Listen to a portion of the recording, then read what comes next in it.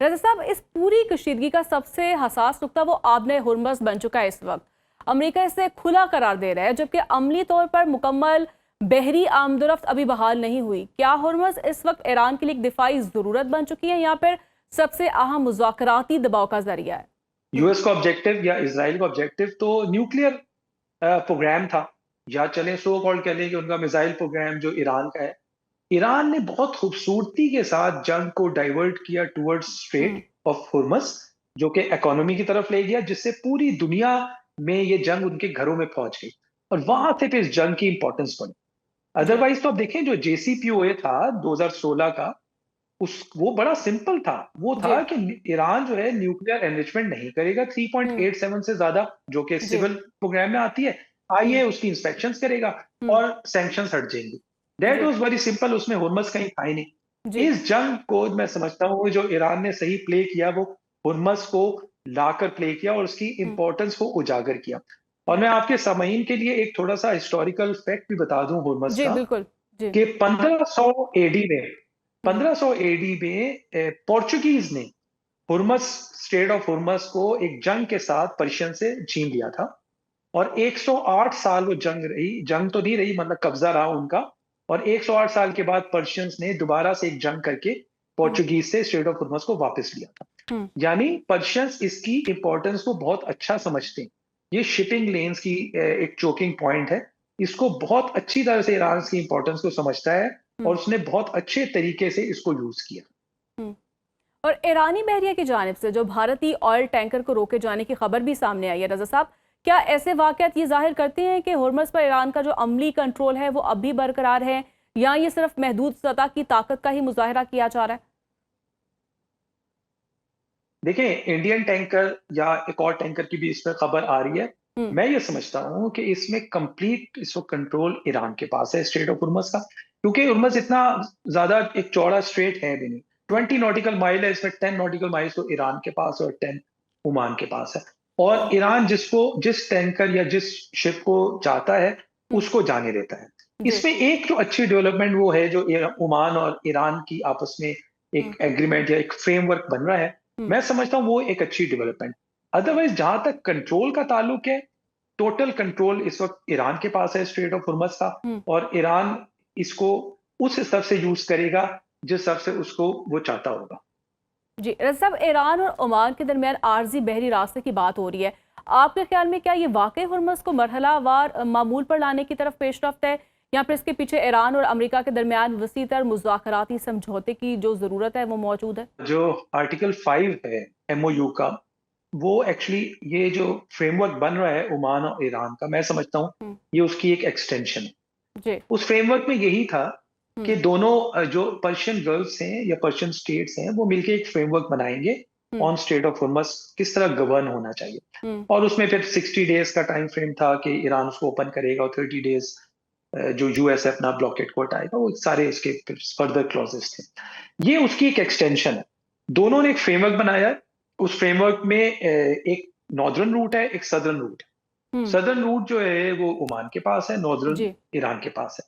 अभी तक देखिए ये फ्रेमवर्क उस तरह से फॉर्मली साइंड में आउट नहीं हुआ। हम्म। लेकिन जो इसके एक ब्रॉड फीचर जो इस वक्त मैं समझता हूँ डिफरेंट आर्टिकल्स मीडिया में आ रहे हैं, हम्म। CNN का मैं पढ़ रहा था, उसमें यह है कि नॉर्दर्न रूट इस्तेमाल होगा एक टेम्पररी ट्रांजिट के तौर पर, और डी माइनिंग होगी इस रीजन की।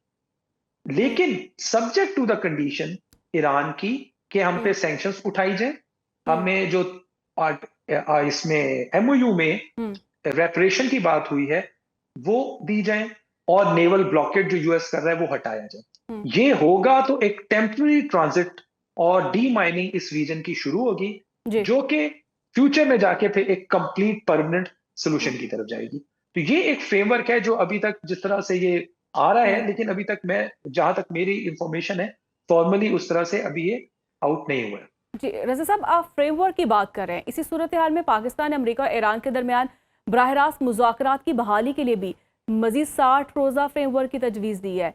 आपके नज़दीक पाकिस्तान इस वक्त सालिस के तौर पर कितनी मौसर पोजीशन में है, और इस्लामाबाद के पास दोनों फरीकों को एक मेज़ पर लाने के लिए असल लेवरेज है क्या? देखिए, पाकिस्तान के पास तो बहुत लेवरेज है। मैं 2-3 का आपसे ज़िक्र कर देता हूँ। जी। सबसे बड़ी लेवरेज पाकिस्तान के पास ये है कि पाकिस्तान और ईरान के स्ट्रेटेजिक रिलेशंस हैं हुँ, और पाकिस्तान और यूएस के स्ट्रेटेजिक रिलेशंस हैं। जी। देखिए, कौन से इतने मुल्क हैं दुनिया में इस वक़्त जिनका इन दोनों मुल्क के साथ एक गहरा हुँ, ताल्लुक हो since the independence of Pakistan. बहुत जी। कम ऐसे मुल्क हैं। तो ये हुँ, सबसे बड़ा लेवरेज तो पाकिस्तान का ये है। जी। नंबर 2 ये इस्लामाबाद एमओयू, ये हुँ, इसका पाकिस्तान मीडिएटर है, हुँ, गारंटर है, मीडिएटर है और यही सबसे बड़ा लेवरेज है कि इवेंचुअली देखिए आना हमने एमओयू के ऊपर ही है।